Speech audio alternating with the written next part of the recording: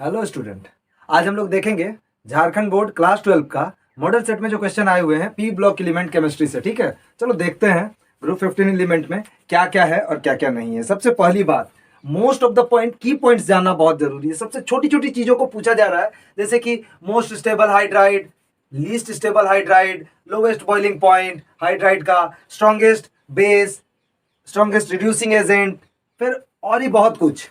ठीक है, तो चलो छोटी छोटी चीजों को देखते हैं ना।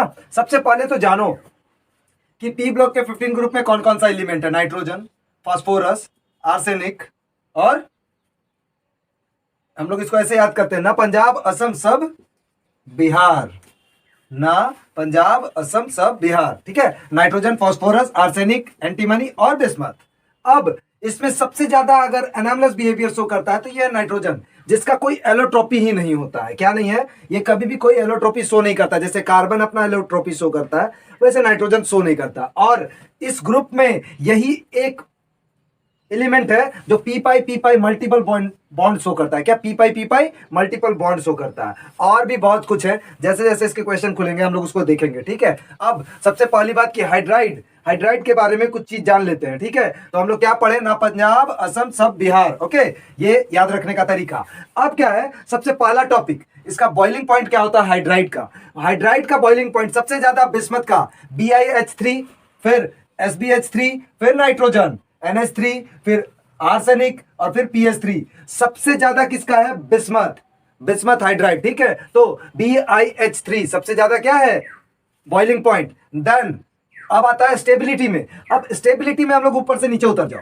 जब हम लोग ऊपर से नीचे उतरेंगे ना पंजाब असम सब बिहार, तो स्टेबिलिटी घटती है, विच मीन्स नाइट्रोजन का स्टेबिलिटी हाइड्राइड में सबसे ज्यादा, तो NH3 सबसे ज्यादा, फिर PH3, फिर आर्सेनिक, फिर SbH3।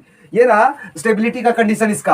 अब हम लोग आते हैं इसके बेसिक कैरेक्टर पे। बेसिक कैरेक्टर भी टॉप टू बॉटम डिक्रीज करता है, विच मीन्स नाइट्रोजन का फिर से बेसिक कैरेक्टर ज्यादा होगा, तो NH3 ज्यादा, फिर PH3, AH3, SbH3 और बिस्मथ लास्ट में वो आता है। ठीक है, अब आते हैं हम लोग बॉन्ड एंगल पे। बॉन्ड एंगल भी टॉप टू बॉटम डिक्रीज करता है, विच मीन्स नाइट्रोजन का बॉन्ड एंगल भी ज्यादा होगा। सो NH3, PH3, ASH3 और SbH3, इतना ही जानना है। ठीक है, इन सब चीजों को देखते हुए ये रहा इसका बॉन्ड एंगल का प्रोसीजर। अब हम लोग के कुछ क्वेश्चन है उसको हम लोग यूं उड़ा देते हैं। क्या है कि BiH3 ये स्ट्रॉन्गेस्ट रिड्यूसिंग एजेंट भी है। क्या है, ये स्ट्रॉन्गेस्ट रिड्यूसिंग एजेंट है। बॉइलिंग पॉइंट तो इसका ज्यादा है ही, स्ट्रॉन्गेस्ट रिड्यूसिंग एजेंट भी है। क्यों, क्योंकि इसका कैरेक्टर क्या है, बेसिक। सो आओ देखते हैं हम लोग। बोल रहा है कि the most stable hydride in group 15 element. Most stable hydride ना, स्टेबिलिटी में मैंने क्या बताया, टॉप टू बॉटम डिक्रीज करेगा, विच मींस नाइट्रोजन सबसे ज्यादा स्टेबल है, तो कौन सा आंसर होगा, NH3। अब लीस्ट स्टेबल हाइड्राइड, जब हम लोग देख चुके हैं कि टॉप टू बॉटम डिक्रीज कर रहा है, तो सबसे नीचे वाला जो होगा वो आंसर, नाइट्रोजन नहीं होगा, फास्फोरस नहीं होगा, आर्सेनिक नहीं होगा, क्या होगा, एंटीमनी, SbH3। क्योंकि बिस्मथ नहीं है तो SbH3 क्या हो जाएगा इसका, लिस्ट स्टेबल हाइड्राइड। अब बोल रहा है क्या, लोवेस्ट बॉइलिंग पॉइंट, ध्यान में रखना यहां सबसे बड़ी गलती होती है। बॉइलिंग पॉइंट के कैरेक्टर में सबसे ज्यादा बिस्मथ, फिर एंटीमनी, फिर नाइट्रोजन है, मतलब ये लोग तो गए। तो लोवेस्ट बॉइलिंग पॉइंट कौन सा है, be careful, highest boiling point है ये बिस्मथ के बाद ये हाईएस्ट बॉइलिंग पॉइंट है, मतलब कि सबसे कम कौन सा बॉइलिंग पॉइंट है, PH3 का, ये रहा। इन सब चीजों को याद रखना, एग्जाम में यूं ही गलती होगी। Which of the following is strongest base? अब बेसिक कैरेक्टर में सबसे ज्यादा कौन, नाइट्रोजन, तो आंसर क्या हो जाएगा, NH3। ये याद रखना ही रखना है। और अभी अभी मैंने बताया कि स्ट्रॉन्गेस्ट रिड्यूसिंग एजेंट इन सभी में कौन है, तो बिस्मथ का हाइड्राइड, तो BiH3। ये थे कुछ इसके कॉमन क्वेश्चन जो एग्जाम के मॉडल सेट में पूछ रखे हैं आपके झारखंड बोर्ड में, जो इस बार पेपर में आने वाले हैं, वो मैक्सिमम पॉसिबिलिटीज। अब हम लोग देखते हैं कुछ और क्वेश्चन इसके, है ना। चलो फटाफट देख लेते हैं। ये चार्ट मैंने इसीलिए बनाया ही था ताकि कोई क्वेश्चन आए और किसी तरह का मिसअंडरस्टैंडिंग हो तो अपन उसको क्या करें, देख कर डील कर ले। सबसे बड़ी बात आप लोगों के लिए क्या है, मॉडल सेट पेपर ये पूरा कंसोलिडेट करता है कि उसने आईवेस आपको एक क्वेश्चन बैंक दे दिया है जिससे आप एग्जाम में सफर ना करो। तो इसको देख कर नहीं जाना है, इसको पूरा सॉल्व करके जाना है। और ऐसा कि क्वेश्चन अगर सेम क्वेश्चन रिपीट हो जाए तो आपसे छूटे ना।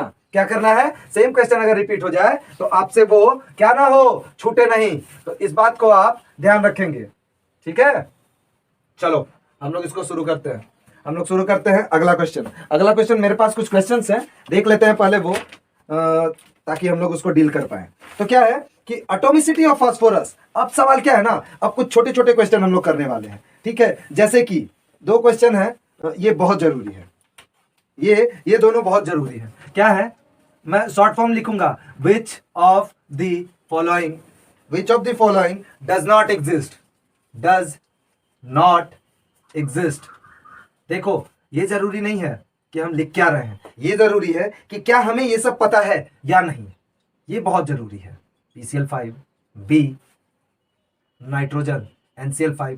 सबसे पहली बात अभी देखते हैं हम लोग इसको, ये बेसिक है, इनको जानना बहुत जरूरी। AsCl5 और D, SbCl5। Which of the following does not exist. अब देखो नाइट्रोजन में, नाइट्रोजन की एक खास बात है कि नाइट्रोजन का जो पेंटाहेलाइड है ना, नाइट्रोजन का जो पेंटाहेलाइड है वो कभी भी फॉर्म नहीं करता है। इसमें दो चीज आते हैं, एक क्वेश्चन और आएगा, विच of the following does not, following fluoride, याद रखना उसमें क्या आएगा, fluoride does not exist, doesn't exist. तो उसका आंसर है क्या, उसका आंसर है NF5। नाइट्रोजन में सबसे पहली बात कि डी ऑर्बिटल मिसिंग है, उसमें डी ऑर्बिटल नहीं है, सो उसका कोई भी हेलाइड पेंटाहेलाइड शो नहीं करेगा। ये रहा, पेंटाहेलाइड डज नॉट एग्जिस्ट। तो यहां पे भी NCl5, नाइट्रोजन का पेंटाहेलाइड NCl5 एग्जिस्ट नहीं करेगा, और फ्लोराइड में भी NF5 ये कभी भी एग्जिस्ट नहीं करेगा। ये नाइट्रोजन के केस में, इसको बहुत अच्छे से याद रखना, ये बहुत जरूरी है। एक क्वेश्चन आता है कि नाइट्रोजन का पूछा गया है कि कोवैलेंसी ऑफ N2O5। अब N2O5 का कोवैलेंसी कितना है, A2, B3, C4 और D5। यहां पे सबसे बड़ी बात क्या है ना कि नाइट्रोजन का कोवैलेंसी, नाइट्रोजन का ना मैक्सिमम कोवैलेंसी होता है क्या, 4। क्या होता है, maximum covalency of nitrogen is कितना, 4। याद रखना इसका मैक्सिमम कोवैलेंसी 4 होता है। एक और कंपाउंड आता है इसका, ये रहा यहां लिखा हुआ है, N2O5 और N2O4। क्या, N2O4 हो सकता है एग्जाम में ये मिले, तो N2O4 का भी कोवैलेंसी अगर पूछ देना गलती से, यहां पे पूछा गया N2O5 तो इसका 4 आया, ठीक है 4, तो N2O4 का भी कोवैलेंसी क्या है, 4 ही है। इस चीज को ध्यान में रखना है, N2O4 का भी कोवैलेंसी क्या है, 4 है। अब सवाल आता है, कुछ चीजें और पूछी जाती हैं, चलो एग्जाम के लिए ये बहुत ही हेल्प करेगा, तो इसको हम लोग देखते हैं। क्या है ये, क्या बोला गया कि अगर हम लोग देख रहे थे N2O5 और N2O4, कभी कभी इन सभी का ऑक्सीडेशन स्टेट पूछ लेता है, क्या, OS, ऑक्सीडेशन स्टेट। अब सवाल ये है, दोनों का ऑक्सीडेशन स्टेट क्या होगा। तो ऑक्सीडेशन स्टेट निकालने के लिए एक तरीका है, ऑक्सीजन का चार्ज होता है -2, और हम लोग को ऑक्सीडेशन स्टेट किसका निकालना है, नाइट्रोजन का, ठीक है। तो नाइट्रोजन कितना है, उसको x ट्रीट करके 2x, ओके, और -2 चार्ज है तो 5 2 जा 10, माइनस में 10 इक्वल टू 0 करो, तो 2x इज इक्वल टू 10, तो x इज इक्वल टू क्या हो जाएगा, 10/2 दैट इज 5। तो इस पे नाइट्रोजन का ऑक्सीडेशन स्टेट कितना आया, x is equal to +5, okay. अब N2O4 का देख लेते हैं, N2O4 का सेम हो जाएगा 2x और 4 2 जा 8, माइनस में इज इक्वल टू 0, तो 2x इज इक्वल टू 8, तो x is equal to +4। So N2O4 का ऑक्सीडेशन स्टेट +4, N2O5 का ऑक्सीडेशन स्टेट +5, बट दोनों का कोवैलेंसी क्या होता है, 4। ये याद रखना है, दोनों के कोवैलेंसीज क्या है, N2O4 और N2O5 के क्या है, दोनों के कोवैलेंसी 4। बी केयरफुल, कोवैलेंसी 4 है और ऑक्सीडेशन स्टेट चेंज हो सकते हैं, बट कोवैलेंसी 4 ही रहेंगे, ओके। अभी देखते हैं, अभी हम लोग कुछ और देखेंगे, ठीक है। और आप लोगों के लिए मोस्ट इंपॉर्टेंट क्या है, ये तो अभी तक पता ही चल गया होगा, जितने भी question bank model set paper में क्वेश्चन पूछे गए हैं, उसको आप लोगों को क्या करना है, रिपीट करना है। एग्जाम से पहले इतनी बार रिपीट कर लो ना कि आपको कोई दिक्कत ना हो, मैं फिर बार बार बोल रहा हूं, एग्जाम से पहले इतनी बार रिपीट कर लो कि कोई दिक्कत, कभी ऐसा हो जाए कि PCl5, ठीक है, PCl5 और PCl3, इसका भी आपसे पूछ दे क्या, कोवैलेंसी, तो PCl5 का कोवैलेंसी फास्फोरस का क्या हो जाएगा, 5, और PCl3 का 3। याद रखना, शायद एग्जाम में आपके काम आ जाए। हम लोग एक क्वेश्चन देखते हैं जो बेसिकली पूछा जा रहा है। क्या बोल रहा है, the atomicity of phosphorus is, atomicity of phosphorus, atomicity of phosphorus, atomicity of phosphorus. ठीक, ऑप्शन दिया गया है आपको 2A 2B 3C 4 और D 5। अब सवाल ये atomicity of phosphorus, atomicity of phosphorus पूछा गया है। सो एटॉमिसिटी ऑफ फास्फोरस होता है 4। अब देखते हैं कुछ फास्फोरस के बारे में जानते हैं।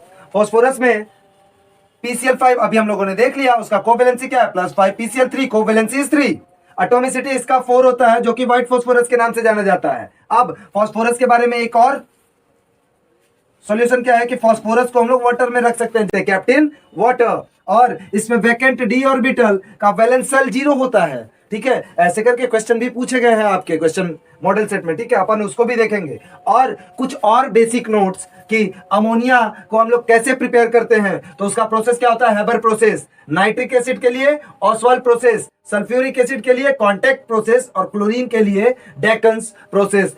अभी अभी हम लोगों ने पढ़ा, लेकिन हम लोग एक बार देख लेते हैं लिखकर, है ना। Process of the commercial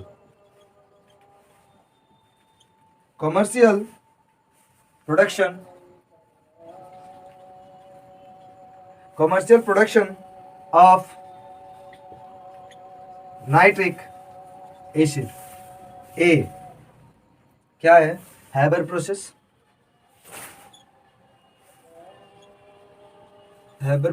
B, फिर क्या है दूसरा, ऑसवाल्ड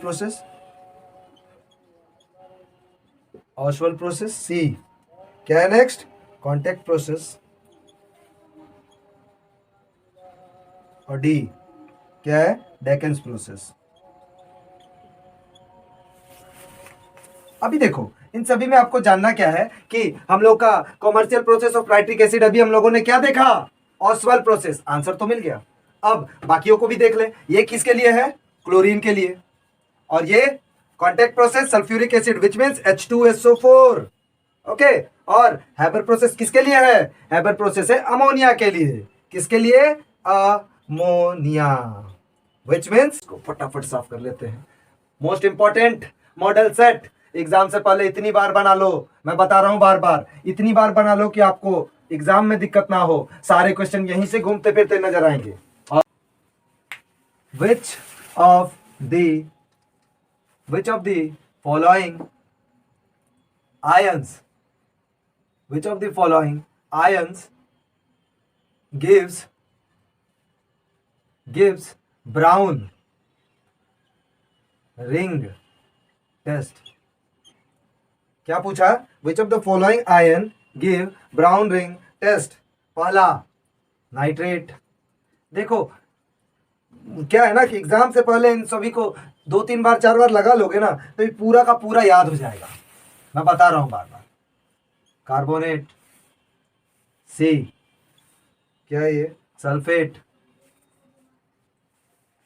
ये बनाना बहुत जरूरी है आप लोगों को, ये बहुत जरूरी पड़ेगा। क्लोराइड, चलो देखें हम लोग इसको। विच ऑफ द फॉलोइंग, मैंने मेरे शॉर्ट्स वीडियो में भी बताया हुआ है, नाइट्रेट आयन, जो नाइट्रेट आयन होता है ना NO3-, ये आपको देता है क्या, ब्राउन रिंग टेस्ट। क्या देता है, ब्राउन रिंग टेस्ट। इसका स्ट्रक्चर क्या है, ये रहा, O-, मेरे ख्याल से यहाँ भी होगा बट नहीं। और इसमें क्या है, इसमें एक्स्ट्रा हम लोग देख सकते हैं क्या कि इसमें 3 सिग्मा बॉन्ड है, सिग्मा बॉन्ड, और 1 पाई बॉन्ड है।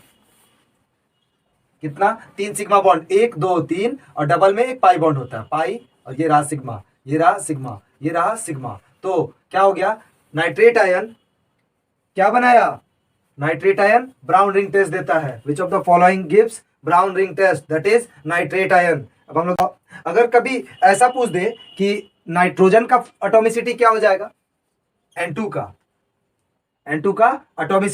एटॉमिसिटी अगर पूछ दे, एटोमिसिटी, याद रखना इस बात को, नाइट्रोजन का एटॉमिसिटी क्या होता है, 2, और ये क्या है, atomicity of N2 that is 2, atomicity of P4 that is 4। यही है व्हाइट फास्फोरस, क्या है ये, व्हाइट फास्फोरस, ठीक है, व्हाइट फास्फोरस, और इसका ऑक्सीडेशन स्टेट क्या होता है, 0, OS, सॉरी, ऑक्सीडेशन स्टेट 0। ये आप लोग को याद रखना होगा एग्जाम से पहले, ये सब बेसिक चीजें आपको याद रखनी बहुत जरूरी है। This is most important, okay, most important.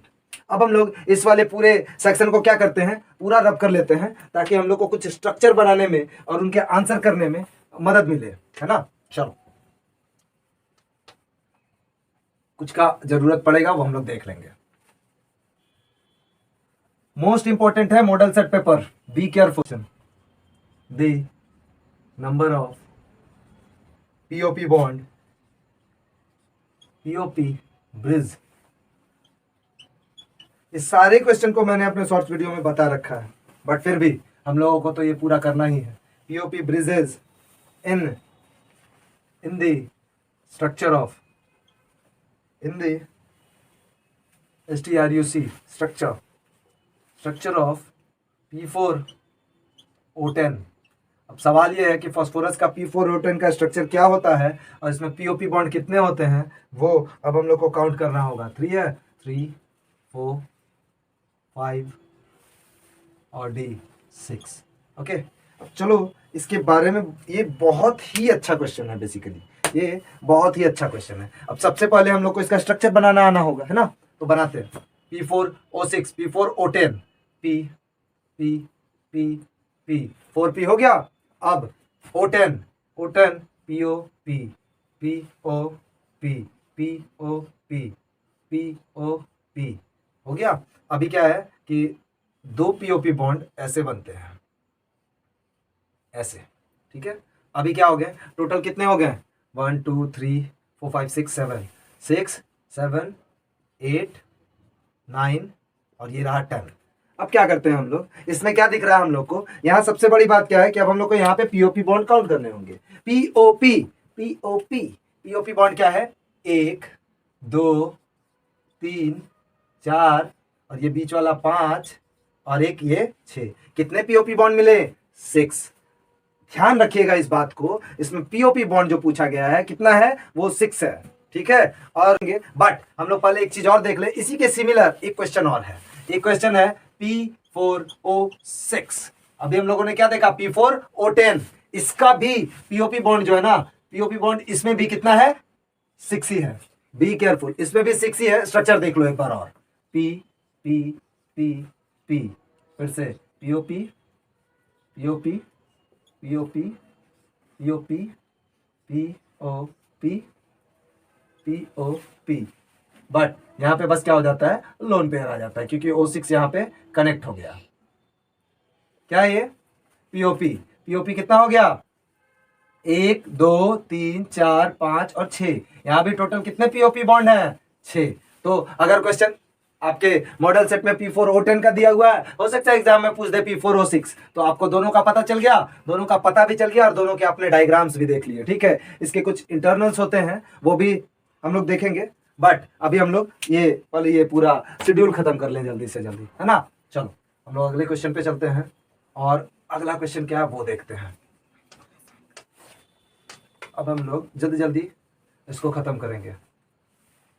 The number of question, the number of vacant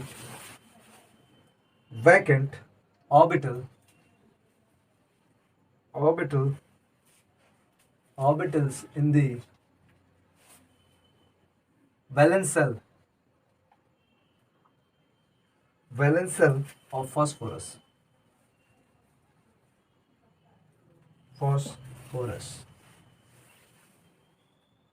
ठीक है। Phosphorus option A 3, B 0, C 5 और D 6। सबसे पहली बात, इसका बैलेंस सेल 0 होता है। अब कैसे 0 होता है वो भी हम लोग देख लेते हैं। फॉस्फोरस है, इसका एटॉमिक नंबर 15 होता है। इसके एटॉमिक कॉन्फ़िगरेशन क्या होते हैं, 1s², 2s² 2p6 3s², 3p 3 और 3d 0। अब देखो क्या है, डी ब्लॉक में इसका जो वैलेंस सेल है वो क्या है, 0 है। यहाँ देखो 2 4 3 7 2 9 9 3 12 1s² 2p6 2p6 6 4 10 12 15 15 एलिमेंट हो गए। और डी ब्लॉक में इसका क्या है, वैलेंस शेल 0।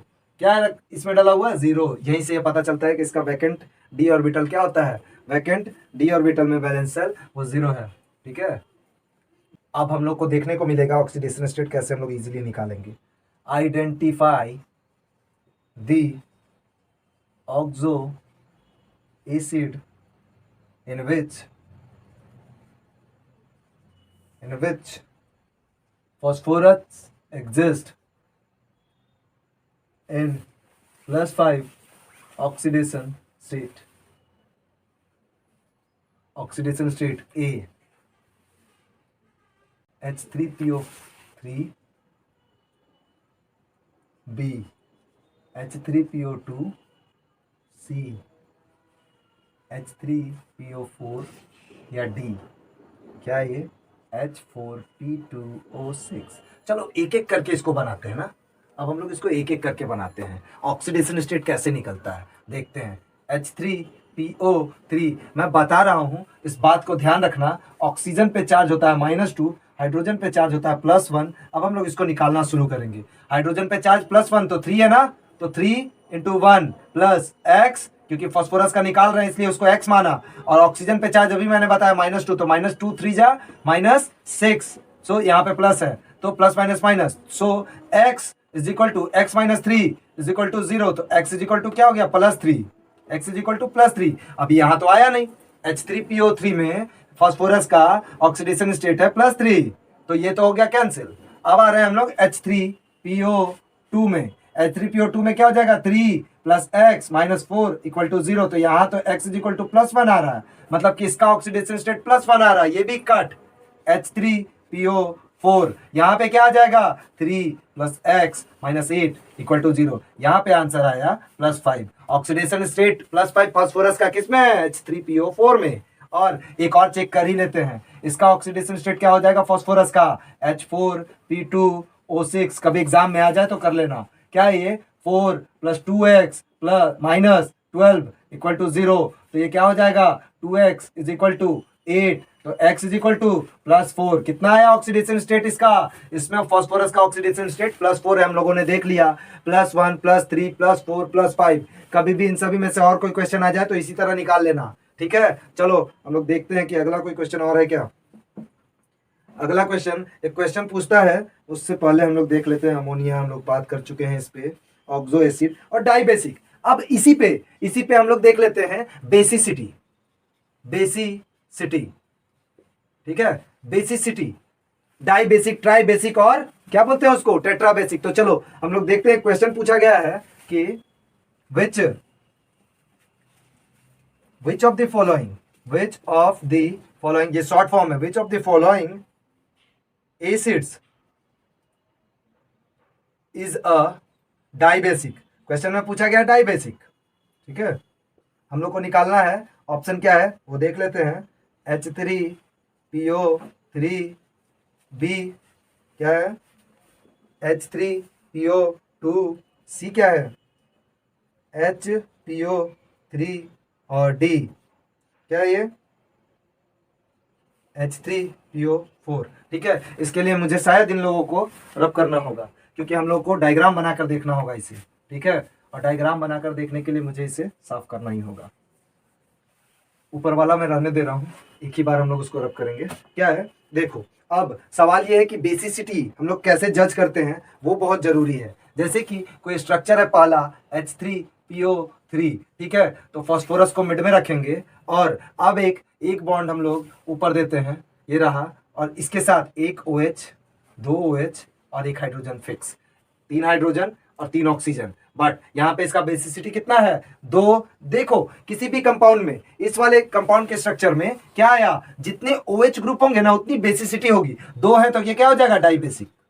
आंसर यहीं पे खत्म हो गया आपका, क्वेश्चन नंबर ए में ही इसका आंसर खत्म हो गया। बट हम लोग सारे के ऑप्शन देखेंगे और पता करेंगे कि कौन कौन सा बेसिक है सब, ठीक है। तो चलो देखते हैं, H3PO2 में फास्फोरस एक डबल बॉन्ड ऑक्सीजन के साथ लिया, तो एक ऑक्सीजन के साथ OH बनेगा, बाकी दोनों हाइड्रोजन के साथ शिफ्ट हो जाएगा, तो इसमें एक OH बॉन्ड, तो ये क्या हो जाएगा, मोनोबेसिक, मतलब एक मोनोबेसिक, इसकी बेसिसिटी। अब तीसरा क्या है, HPO3,